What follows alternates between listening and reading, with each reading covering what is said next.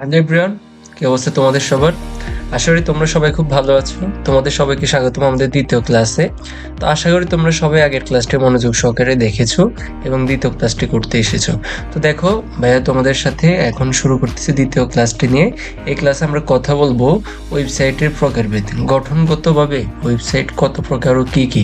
এটা আমাদের কয়েকবার বোর্ড কোশ্চেনে এসেছে এবং বিভিন্ন কলেজে অর্ধবার্ষিক থেকে শুরু করে টেস্ট পরীক্ষায় কোশ্চেনটি এসে থাকে। দেখো আমরা কথা না বলে শুরু করে দিই। গঠনগতভাবে ওয়েবসাইট আমাদের কয় প্রকার দেখো। যদি তোমাকে বলে গঠনগত ওয়েবসাইট কয় ধরনের, তখন বলবো দুই ধরনের। কি কি?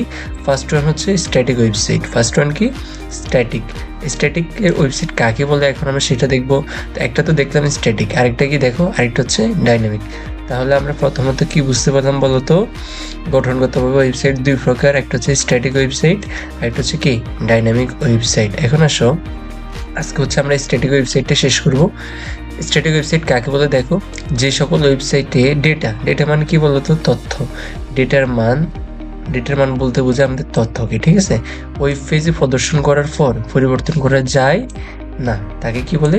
স্ট্যাটিক ওয়েবসাইট বলে। একটু ইমাজিন করো তো, তুমি ফেসবুকে একটা পোস্ট দিছো, পোস্ট দেওয়ার পরে তোমার বানান লেখা ভুল হয়ে গেছে, তুমি এডিটে গিয়ে বানানটা ঠিক করতে পারো না, তাহলে সেটা কি স্ট্যাটিক হবে?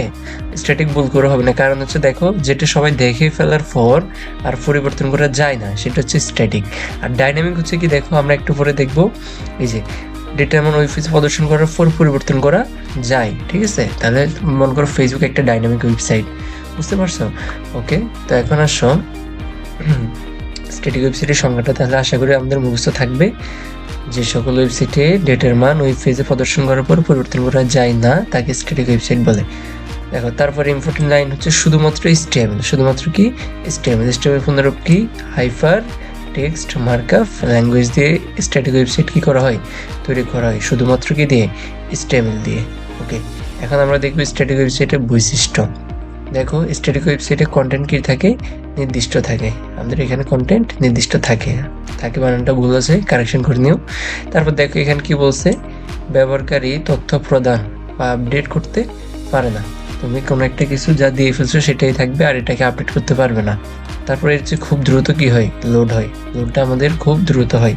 তারপর দেখো কোনো রকম এখানে কি থাকে না, ডেটাবেজের সাথে সংযোগ থাকে না। এখন অনেকে যারা জানো ডেটাবেস কি আর যারা জানো না তাদের জন্য বলতেছি। দেখো ডেটাবেস হচ্ছে অনেকগুলো তোমার মানুষ হইতে পারে বা অন্য কিছু হইতে পারে, অনেকগুলো মানুষের তোমার এই যে কি বলে তথ্যের সমষ্টি, ঠিক আছে? মনে করো আমরা এই যে গুগল ফর্ম পূরণ করি না, গুগল ফর্মে আমরা নাম দিই, ঠিকানা দিই, সব কিছু দিই। এগুলো দেওয়ার পরে এক জায়গায় গিয়ে অবশ্যই সংরক্ষিত হয় হাজার হাজার মানুষের তথ্য।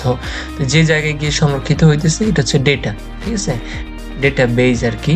ডেটা মানেই তো তথ্য, বুঝো নাই? আসলে বুঝতে পারছো? যদি তাও না বুঝে তাহলে অনলাইনে সার্চ দিয়ে দেখবে ডেটাবেস কি। এখন দেখো ইম্পর্টেন্ট লাইন হচ্ছে এটি।